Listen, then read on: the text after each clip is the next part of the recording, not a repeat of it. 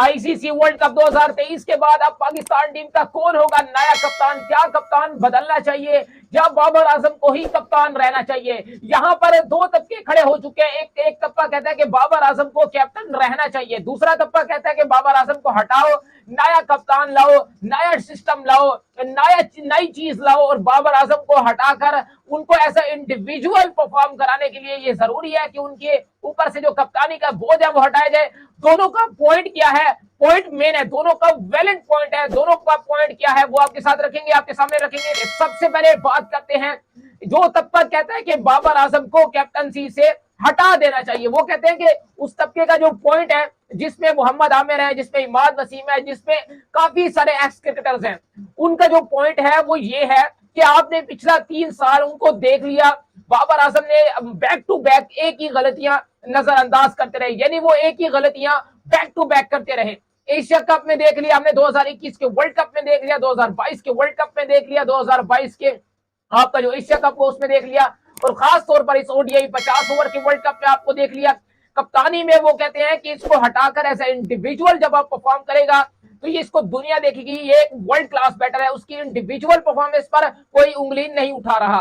ये कहना था उस तबके का जो ये कहता है कि बाबर आजम को कप्तानी से आपको हटा देना चाहिए, क्योंकि उनका कहना है कि आपने 3 साल इन्वेस्ट कर लिया, उसका कोई फायदा अब तक हमें नहीं हो रहा। तो हो सकता है कि अगर आपको बाबर आजम को एज अ कैप्टन नहीं एज अ बैट्समैन बचाना है तो वो कहते हैं कि उनकी कप्तानी से उनका जो बोझ है वो हटा देना चाहिए। ये एक वैलिड पॉइंट है।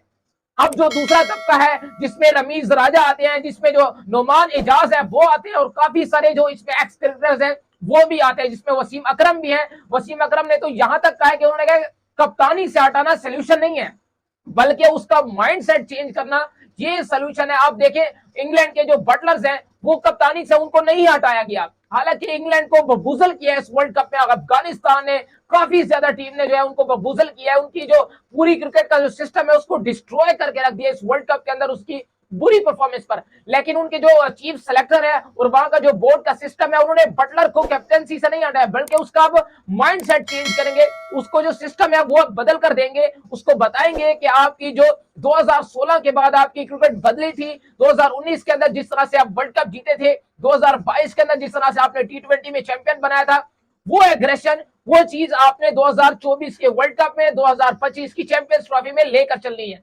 तो उन्होंने बटलर को आगे रखकर एज ए कैप्टन बटलर को उन्होंने हटाया नहीं है, बल्कि उनको कैरी ऑन किया अगले वर्ल्ड कप के लिए, अगले चैंपियंस ट्रॉफी के लिए।